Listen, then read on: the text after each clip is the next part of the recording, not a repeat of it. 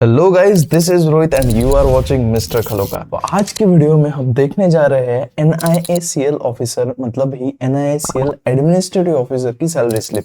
जैसे कि आपको पता है, जो अभी रिवीजन हुआ है गैजेट नोटिफिकेशन से, जो गवर्नमेंट ऑफ इंडिया ने निकाला है, जिसमें बेसिक सैलरी है उसके बेस है वो चेंज कर दिए गए। तो अभी हम देखेंगे जो एग्जिस्टिंग सैलरी जो NIACL ऑफिसर की होती है, साथ ही साथ मैं आपको एक ग्लिम्स दिखाऊंगा एक रिवाइज सैलरी स्लिप का, मतलब एक्चुअली कैसी दिखेंगी salary slip NIACL administrative officer की आफ्टर मार्च। तो हम शुरू करते हैं। यहाँ पे आप देख सकते हैं कि स्केल 1 ऑफिसर का जो बेसिक पे है दोस्तों, बेसिक पे बन चुका है 82,485 रुपीज, जो बढ़ेगा हर साल बढ़ेगा 4,050 रुपीज के साथ 14 साल जो बढ़ेगा वो ऑब्वियसली 4,000 के साथ बढ़ेगा। जो फिलहाल IBPS PO का बढ़ता है सिर्फ 2,000 के साथ, तो उनका बेसिक जो है वो बहुत अच्छा है। तो स्केल 1 ऑफिसर का है 82,485, स्केल 2 ऑफिसर का होता है 1,10,835, स्केल 3 ऑफिसर का बनता है 1,35,135। ये बेसिक है, ये सैलरी नहीं है दोस्तों कंप्लीट सैलरी। तो अब इसमें और सारे DA, HRA, CCA ऐसा सब मिलाकर वो एक्चुअली सैलरी बनेगी। ये सिर्फ बेसिक है। स्केल 5 ऑफिसर का बेसिक बनता है 2 लाख, स्केल 6 ऑफिसर का बेसिक है 2,24,000 एंड स्केल 7 का जो बेसिक है वो बनता है 2,51,000 रुपीज।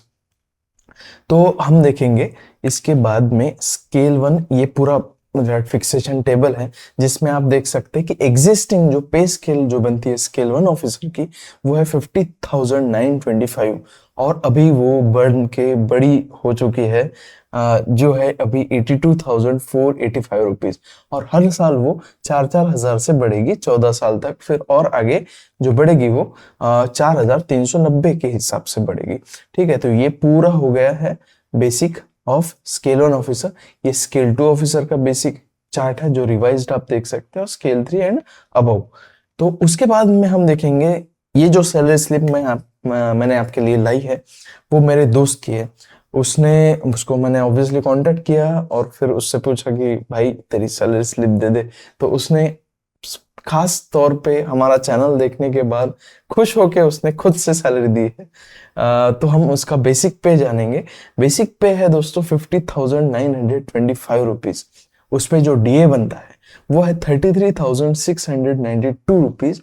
सिटी कंपेंसेटरी अलाउंस जो बनता है 1,528 रुपीज, और कन्वेंस अलाउंस जो बनता है 1,960 रुपीज। तो टोटल जो ग्रॉस सैलरी बनती है दोस्तों वो बनती है 88,105 रुपीज।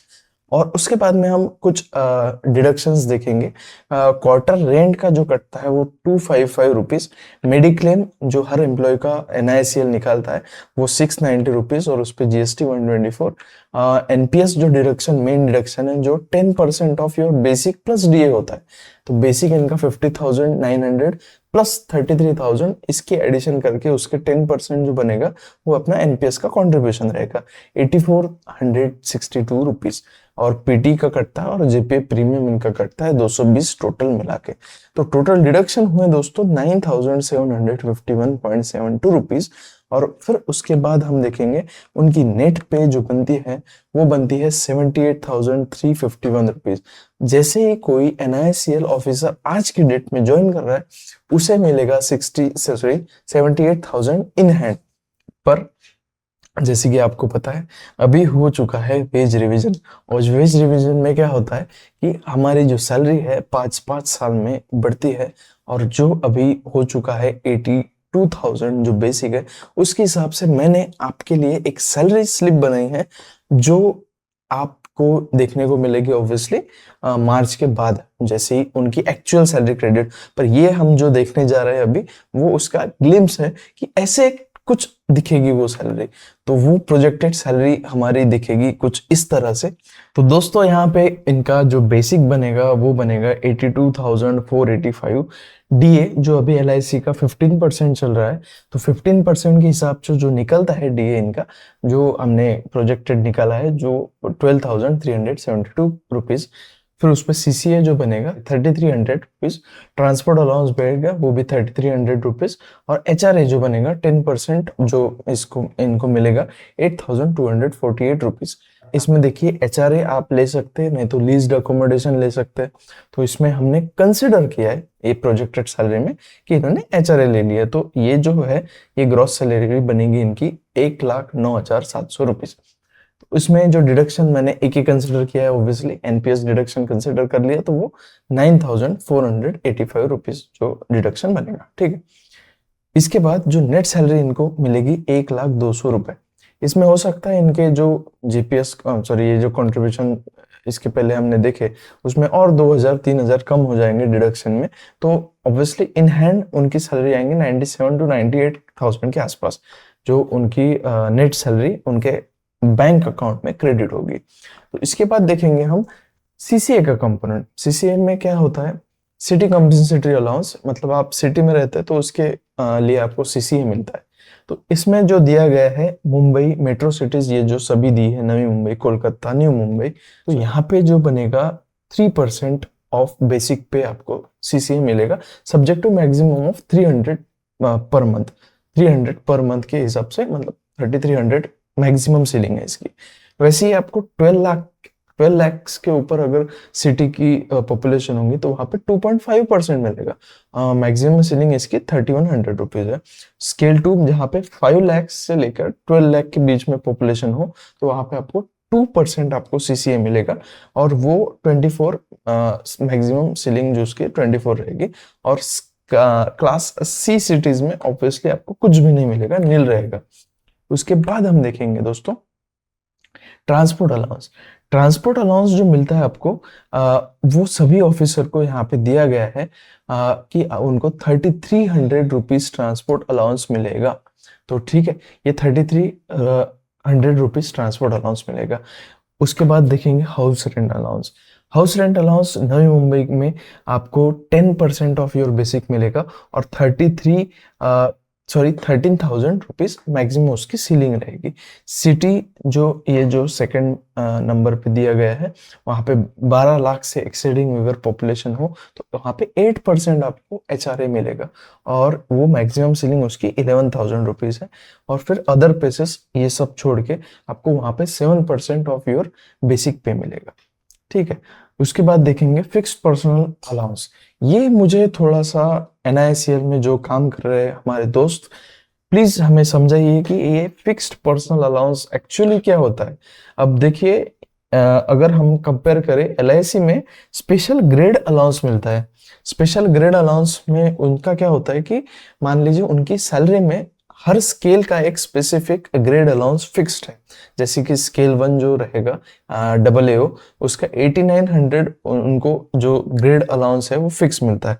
इसका एक आप देख सकते हैं, ये जो आपको दिख रहा है यहाँ पे, आप पॉज करके देख सकते हैं कि एक्चुअली स्पेशल ग्रेड अलाउंस इनको जो मिलता है कैडर स्पेशल अलाउंस करके यहाँ पे मिलता है। तो कैडर स्पेशल अलाउंस जो इसमें मिलता है शायद उस टाइप का होगा, तो मुझे प्लीज बताइए कि ये उस सरीका है कि नहीं।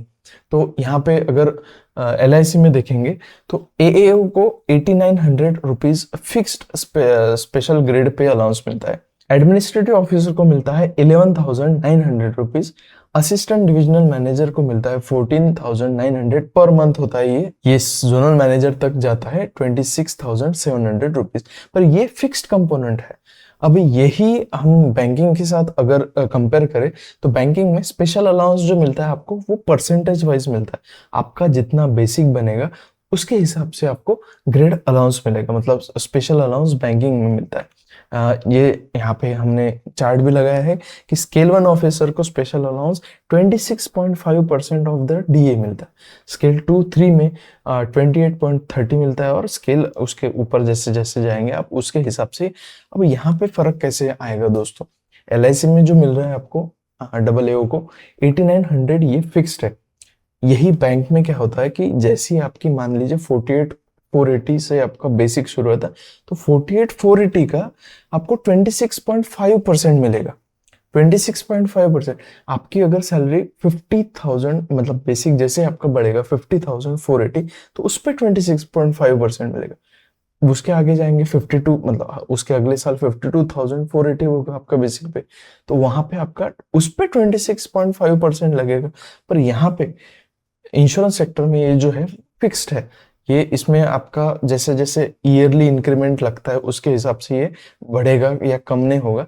ये आपका डायरेक्टली स्केल बेस्ड है। आप स्केल 1 में हो, आप स्केल 1 में हो तो 8900, स्केल 2 में हो मतलब ये एडमिनिस्ट्रेटिव ऑफिसर तो 11,900, स्केल 3 में जैसे ही आप जाओगे एडिशनल डिविजनल मैनेजर तो 14,900। तो इस टाइप का मुझे लग रहा है ये फिक्स्ड पर्सनल अलाउंस है।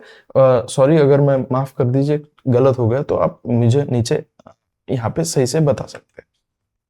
तो ये हो गया स्पेशल ग्रेड अलाउंस।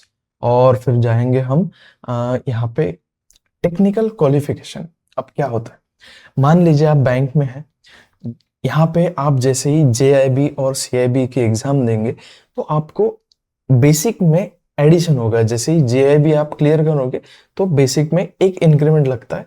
सीआईबी के एग्जाम अगर आपने पास कर ली तो आपको 2 इंक्रीमेंट एक्स्ट्रा लगते हैं, मतलब total 3 increment. In insurance sector ऐसा नहीं है।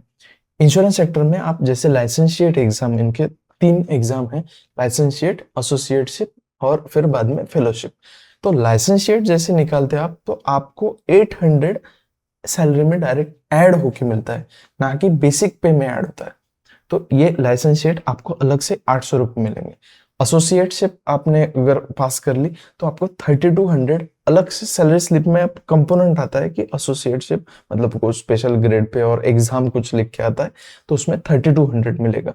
फेलोशिप अगर आपने पास कर ली तो 6300 रुपीज आपको अलग से। पर यही बैंकिंग सेक्टर में क्या होता है कि आपको एडिशन मिलती है उसकी, मतलब वो बेसिक पे में आपके ऐड होके आपको मिलते हैं।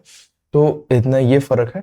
और साथ ही साथ आपको क्या है कि अपने अपने फायदे हैं। इंश्योरेंस सेक्टर में 5 days वीक है, वो जो बेस्ट है। वो बैंकिंग सेक्टर वाले मतलब मारा मारी कर रहे हैं उसके लिए, स्ट्राइक पे स्ट्राइक चालू है, पर अभी तक बैंकिंग सेक्टर को 5 days बैंकिंग नहीं मिली है।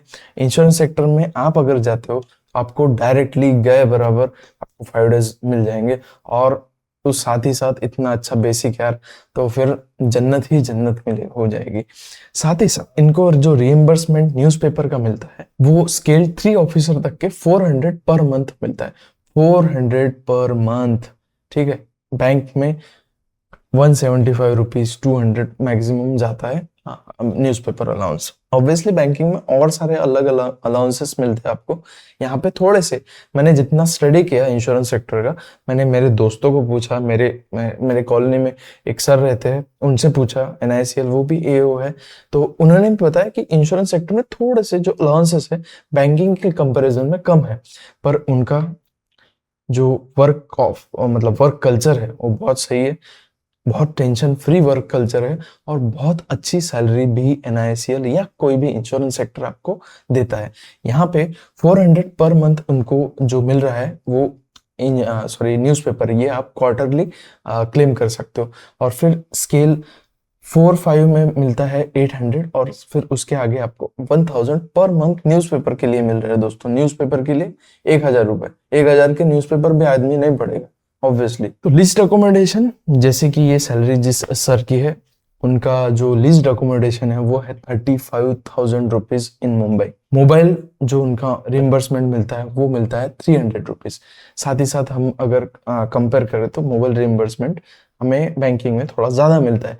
लीज्ड अकोमोडेशन वो थोड़ा वेरी करेगा state to state, city to city.